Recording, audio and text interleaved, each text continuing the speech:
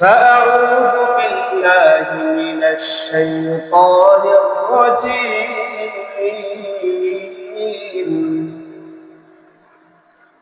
بسم الله الرحمن الرحيم.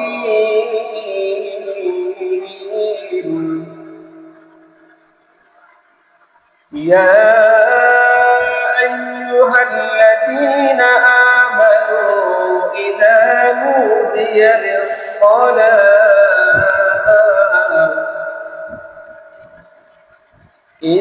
نودي للصلاة من يوم الجمعة فاسعوا إلى ذكر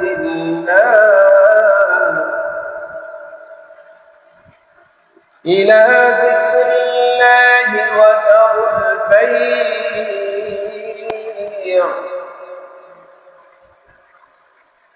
يا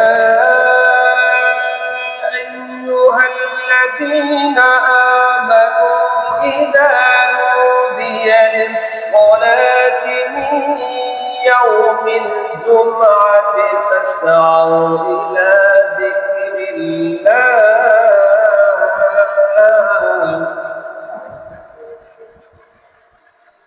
من يوم الجمعة فاسعوا إلى ذكر الله وذروا البيع.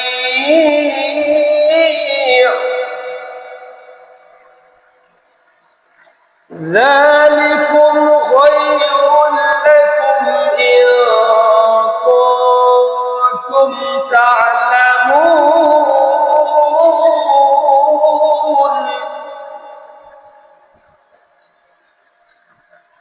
فإذا قضيت الصلاة فانتشروا في الأرض وابتغوا من فضل الله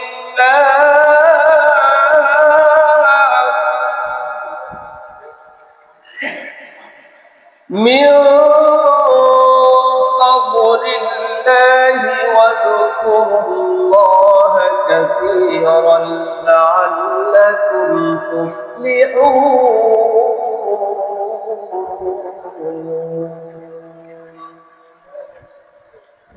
صدق الله العظيم وصدق رسوله النبي الكريم ونحن على ذلك من الشاهدين والشاكرين والحمد لله رب العالمين. الحمد لله যে রব্বে জালিল যে রব্বুল আলামিন আমাদেরকে অত্যন্ত ভালোবেসে মহব্বত করে আল্লাহ তাআলা আমাদেরকে জুমার নামাজ জামাতের সাথে আদায় করার তৌফিক দান করেছেন। সে রব্বে জালিল সে রব্বুল আলামিনের প্রতি আমরা শুকরিয়া আদায় করি আলহামদুলিল্লাহ। যে আল্লাহ তাআলা পৃথিবীর জমিনে লক্ষ লক্ষ মানুষকে আল্লাহ সৃষ্টি করেছেন, কিন্তু সকলকে যেন আল্লাহ তাআলা সবাইকে কিন্তু আল্লাহ তাআলার হুকুম আদায় করার তৌফিক দেন নাই। আল্লাহ তাআলা ওই সকল বান্দাদেরকে আল্লাহর হুকুম আদায় করার সুযোগ করে দিয়েছেন, তৌফিক দান করেছেন। যেই সকল বান্দাদেরকে আল্লাহ তাআলা অত্যন্ত বেশি মহব্বত করে ভালোবাসা করে বলেন সুবহানাল্লাহ।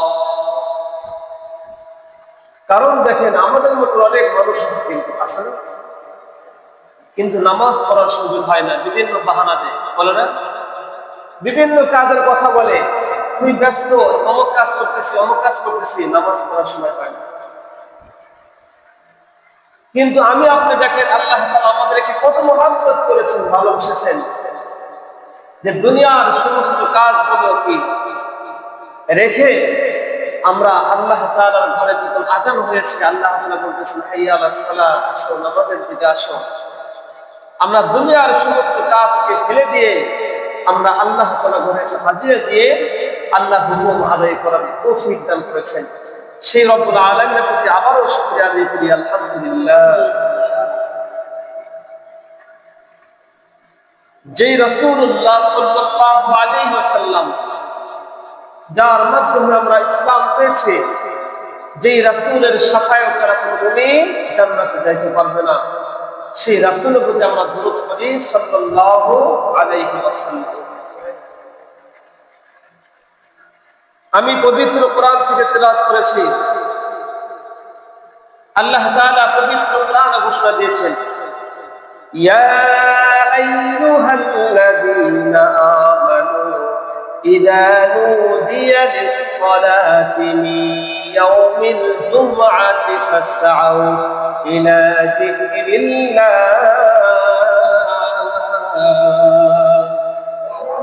আল্লাহ তাআলা পবিত্র কোরআনে ঘোষণা দিয়েছেন, ইয়া আইয়ুহাল্লাযীনা, হে ঈমানদারগণ, যখন জুমার নামাজ আযান হবে জুমার আযান হবে, ইয়া আইয়ুহাল্লাযীনা আমানু, হে ঈমানদারগণ, ইযা নুদিয়া লিস-সালাত মিন ইয়াউমিল জুমআহ, যখন জুমার নামাজ আযান হবে জুমার পরে যখন আযান হবে, তখন দুনিয়ার সমস্ত কাজকে রেখে কোথায় আসো? আল্লাহর ঘর মসজিদে এসে হাজির হও, আল্লাহর হুকুম আদায় করো। তাহলে আল্লাহ তাআলা বলতেছেন, যখন নামাজের সময় হবে তখন দুনিয়ার সমস্ত কাজ কি করতে হবে? বাদ দিতে হবে। কিন্তু দেখেন, এখন ধানের মৌসুমে আজান হয়ে গেছে, অনেক মানুষকে বাচ্চা নিতে আছে না, তারা ধান কাটতেছে। অথচ আল্লাহ তাআলা বলতেছেন, যখন জুমার আজান হবে, আজান হওয়ার সাথে সাথে কি তোমরা মসজিদের দিকে চলে আসো।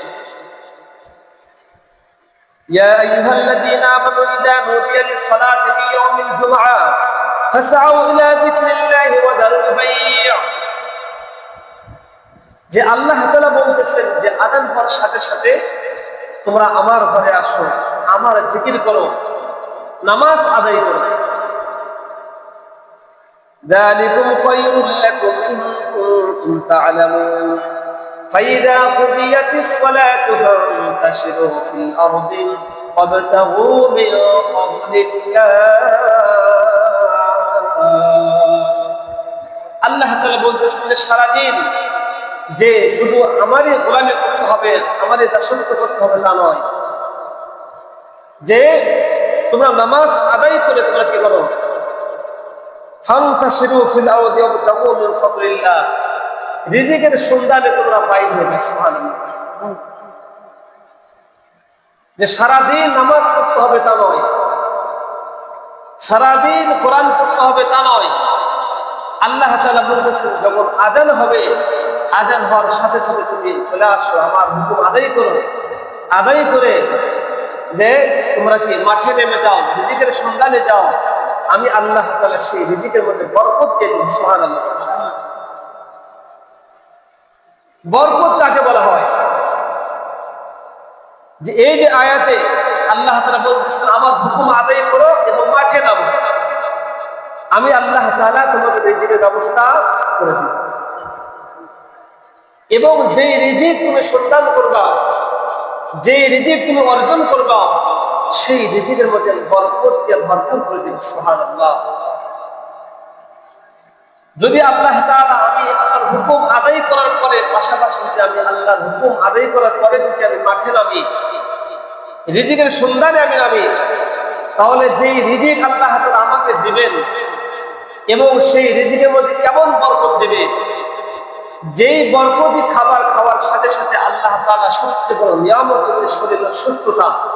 আল্লাহ তাআলা আমার শরীরের মধ্যে সুস্থতা ঢেলে দিবেন। সুবহানাল্লাহ। নাকি বলেন? সবচেয়ে বড় নিয়ামত না?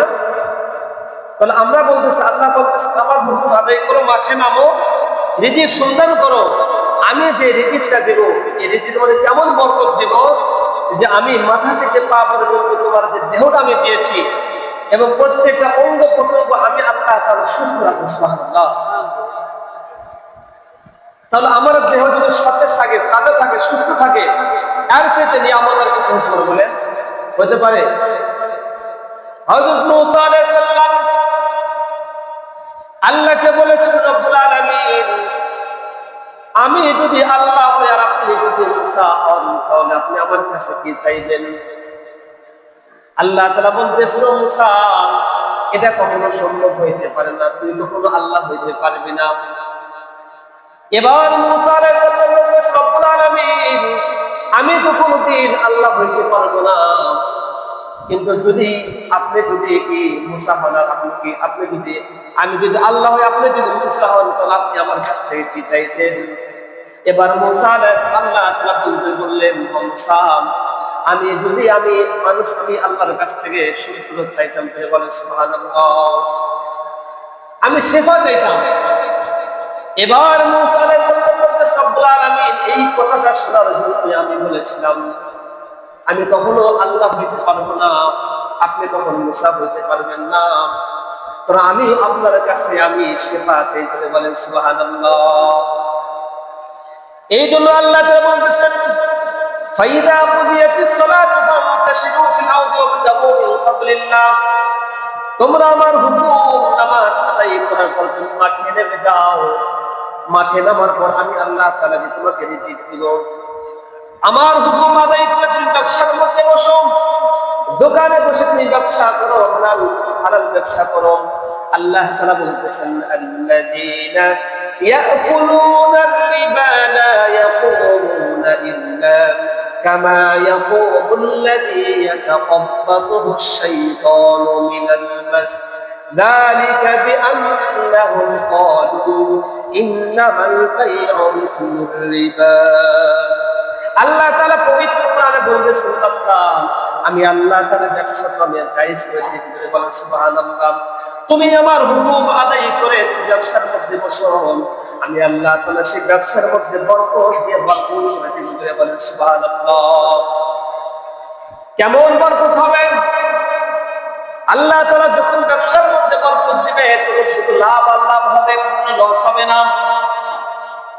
আল্লাহ যদি ব্যবসার মধ্যে বরকত দেয় তাহলে সেই কোনো পণ্যের মধ্যে কোনো জিনিসের মধ্যে কখনো পছন্দ করবে না, নষ্ট হবে না, খাবার নষ্ট হবে না, ব্যবসার কোনো মাল কখনো নষ্ট হবে না, পচে যাবে না, আগুনে পড়বে না, পানিতে উঠবে না। তিনি বলেন সুবহানাল্লাহ। আল্লাহ তাআলা বলতেছেন বান্দা আমার হুকুম আদায় করো, ব্যবসার মধ্যে বসো, আমি আল্লাহ তাআলা ব্যবসার মধ্যে কেমন বরকত দিব যে যেই ব্যবসার মধ্যে শুধু বরকত আর বরকত, যেই ব্যবসা যে ওই হালাল ব্যবসা আমি আল্লাহ তাআলা কি ব্যবসাকে কি জায়েজ করে দিয়েছি, হালাল করে দিয়েছি। আর তুমি যদি কি অবৈধ ব্যবসার মধ্যে বসো তো তার মধ্যে আমি আল্লাহ তাআলা গজব আর গজব দিয়েছি। এবার দেখেন অনেক মানুষ আছে নামাজ পড়ে এবং সুদের ব্যবসা করে, আছে না? হয়তো আপনাদের সমাজে নাই, আছে কি? আপনাদের সমাজে আছে নামাজ পড়ে সুদের ব্যবসা করে, আছে না? আছে। তাহলে এই সুদের ব্যবসার মধ্যে আল্লাহ লানত কেমন হবে? দেখবেন সে সুদের ব্যবসার মধ্যে বসে আছে কিন্তু তার সংসারের মধ্যে কোনো শান্তি নাই, শান্তি নাই, শান্তি নাই। শান্তি আছে? শুধু অশান্তি আর অশান্তি। স্বামী থাকে এক খাটের মধ্যে, স্ত্রী থাকে আর এক খাটে, ঠিক না বলেন? আছে না এরকম? আছে। কিন্তু কারণ কি? কারণ হচ্ছে অবৈধ ব্যবসা করতে তার মধ্যে শান্তি পাওয়া যাবে না। সন্তান পিতা মাতার কথা শুনে এক সন্তানের যথেষ্ট লক্ষ লক্ষ কোটি কোটি টাকা পয়সা নষ্ট করতেছে, ওই যে সুদের ব্যবসা করতেছে, এদিকে আপনার সন্তান কোন দিকে চলে যাচ্ছে টাকা পয়সা গুলো জানেন এরকম? এদিকে সুদের ব্যবসা করতেছে পিতা মাতা, আর একটা সন্তানের যথেষ্ট। ওই যে অবৈধ ব্যবসা সুদের ব্যবসা করে কোন দিকতে যাবে সে বুঝতে পারবে। এবং যেই ব্যবসার মধ্যে সুদের ব্যবসা থাকবে ওই ব্যবসার টাকাগুলো কেমন ভাবে যাবে? ঐতিহাসিক তাফসীরে কারকরা বলতেছেন, কিতাবের মধ্যে লিখেছেন যখন কোনো বান্দা সুদের ব্যবসার মধ্যে বসে বসে সুদের ব্যবসা করবেন, ওই সুদের ব্যবসা যতগুলো পণ্য যেগুলো জিনিসগুলো যত টাকা পয়সা লাভ হবে এই টাকাগুলো যাবে কিন্তু তার শরীরকে কষ্ট দিয়ে টাকাগুলো চলে যাবে। টাকা যাবে, যদি না যায় তাহলে পরে পরে তো আল্লাহ তাআলা শাস্তি দিবেন না? অবশ্যই দিবেন। দুনিয়াতে পরীক্ষা, দুনিয়াতে নাও দিতে পারে কিন্তু পরপরে কোনো ছাড় নেই। ছাড় আছে বলেন? কোনো ছাড় হবে না। এই জন্য আল্লাহ তাআলা বলতেছেন যে তোমরা আযান হওয়ার সাথে সাথে তোমরা কি করো? নামাজ আদায় করো এবং নামাজের পরে তোমরা রিজিকের সন্ধানে মাঠে চলে যাও, বৈধ ব্যবসা করো, আমি আল্লাহ তাআলা তোমাদের রিজিকের মধ্যে বরকত দিয়ে ভরে দেব। সুবহানাল্লাহ। আল্লাহ তাআলা পবিত্র কোরআনে ঘোষণা দিয়েছেন ফাযকুরুনি ওয়াশকুরুলি ওয়া লা তাকফুরুন। আল্লাহ তাআলা বলতেছেন, বান্দা তোমরা আমাকে স্মরণ করো, আমি আল্লাহ তাআলা তোমাকে স্মরণ করব। সুবহানাল্লাহ, কত সুন্দর কথা। আল্লাহ কি বলতেছেন? বান্দা আমি তোমাকে সৃষ্টি করেছি। আল্লাহ তাআলা বলতেছেন, বান্দা তোমাকে আমি কিভাবে সৃষ্টি করেছি এটা তুমি কখনো চিন্তা করেছ? এমন একটি জায়গায় তোমাকে আমি সৃষ্টি করেছি, মায়ের গর্ভের মধ্যে, যেখানে শুধু পানি আর পানি, চতুর্দিকে শুধু পানি আর পানি। কি আমাদেরকে আল্লাহ আমাদের সৃষ্টি করেছে মায়ের গর্ভে, আমাদের কিন্তু সে পানির মধ্যে হাবুডাবি হয়েছে। যখন সিজার করতে যাই, ডাক্তার বলে যে পানি শেষ হবে, কি করতে হবে? সিজার করতে হবে, পানি শর্ট, বলে না? আল্লাহ তাআলা বলতেছেন, বান্দা যেই পানির মধ্যে একজন মানুষ ডুবকি মেরে 5 মিনিট থাকতে পারে না, আর সেই পানির মধ্যে আল্লাহ তাআলা 10 মাস 10 দিন আল্লাহ তাআলা সেই পানির মধ্যে ডুবে রেখেছে। সুবহানাল্লাহ, কখনো নিঃশ্বাস বন্ধ হয় না? বন্ধ হয়েছে? আপনি 5 মিনিট পুকুরের মধ্যে কি মাথা ডুবে থাকেন, থাকতে পারবেন? থাকতে পারবেন। তাহলে এই যে কুদরত দিয়ে, আল্লাহর কি নিজাম, আল্লাহর কুদরত দিয়ে আমাদেরকে সৃষ্টি করেছেন কত সুন্দরভাবে, অথচ সেখানে অক্সিজেনের সমস্যা হয় নাই, দম নিঃশ্বাস বন্ধ হয় নাই, পানির মধ্যে আল্লাহ আমাকে কি তৈরি করেছেন। আল্লাহ তাআলা সব করতে পারেন না? আল্লাহ তাআলা বলেছেন, ফাযকুরুনি আযকুরকুম, বান্দা তুমি আমাকে স্মরণ করো, আমি আল্লাহ তাআলা তোমাকে স্মরণ করব। তুমি আমাকে যখন কোনো বান্দা আল্লাহ তাআলাকে পাওয়ার জন্য যখন এক দিক অগ্রসর হয়, আল্লাহ তাআলা ওই বান্দার দিকে এক হাত সামনের দিকে অগ্রসর হয়ে করে বলেন সুবহানাল্লাহ। কিভাবে আল্লাহ তাআলা দুই হাত এক হাত অগ্রসর হয়? আপনি যখন একটা গুনার কাজ কল্পনা করেছেন কিন্তু করেন নাই, আপনার আমলনামে কিন্তু গুনাহ এখনো লেখা হয় নাই। কল্পনা করেছেন যে আমি একটা সুদের ব্যবসা করব, কেমন না? সুদে কি করেছেন? আপনি নিয়ত করেছেন, কিন্তু এখনো কাজে করা যায় না। তাহলে আল্লাহ তাআলা কত দয়াবান, তিনি কত রহমান, তিনি কত গফফার, এখনো আমার কি আমলনামে গুনাহ লেখা হয় না। যখন আপনি বলেছেন আমি 1 টাকা অথবা 10 টাকা আল্লাহর রাস্তায় দান করব, নিয়ত করেছেন, আল্লাহ তাআলা সঙ্গে সঙ্গে আমলনামায় সব লিখে দিয়েছেন। বলেন সুবহানাল্লাহ। যখন আপনি নিয়ত করেছেন আজকে আমি হজ করব, অথবা আগামী বছর ইনশাআল্লাহ আল্লাহ তাআলা যদি আমাকে হায়াত দিয়ে থাকে হজ করব, সঙ্গে সঙ্গে আল্লাহ তাআলা সব লিখে দিবেন। সুবহানাল্লাহ। কি আল্লাহ তাআলা দেখেন কত দয়াবান। আপনি নিয়ত করেছেন, আল্লাহ সব লিখে আছে। সুবহানাল্লাহ। কিন্তু ওই একই নিয়ত করেছেন গুনার জন্য, এখনো করেন নাই, কিন্তু আল্লাহ তাআলা গুনাহ লেখেন নাই। সুবহানাল্লাহ। এই জন্য যখন কোন বান্দা আল্লাহ তাআলার দিকে এক দিক অগ্রসর হবে, আল্লাহ তাআলা ওই বান্দার দিকে এক হাত অগ্রসর হয়। যখন কোন বান্দা আল্লাহকে রাজি খুশি করার জন্য, আল্লাহকে পাওয়ার জন্য এক হাত অগ্রসর হয়, আল্লাহ তাআলা ওই বান্দার দিকে 2 হাত অগ্রসর হয়। যখন কোন বান্দা আল্লাহকে রাজি খুশি করার জন্য, আল্লাহকে পাওয়ার জন্য যখন কোন বান্দা হেঁটে হেঁটে আসেন, আল্লাহ তাআলা বলে, বান্দা আমি তোমার জন্য দৌড়া করে তোমার দিকে যাই। তুমি বলেন সুবহানাল্লাহ। তাহলে আল্লাহ তাআলা আমাদের দিকে দৌড়া করে আসতেছেন। কিভাবে দৌড়া করে আসতেছেন? আল্লাহ তাআলা বলতেছেন, বান্দা এই যে আমি ডাকতেছি হাইয়া আলাস সালাহ, হাইয়া আলাস সালাহ,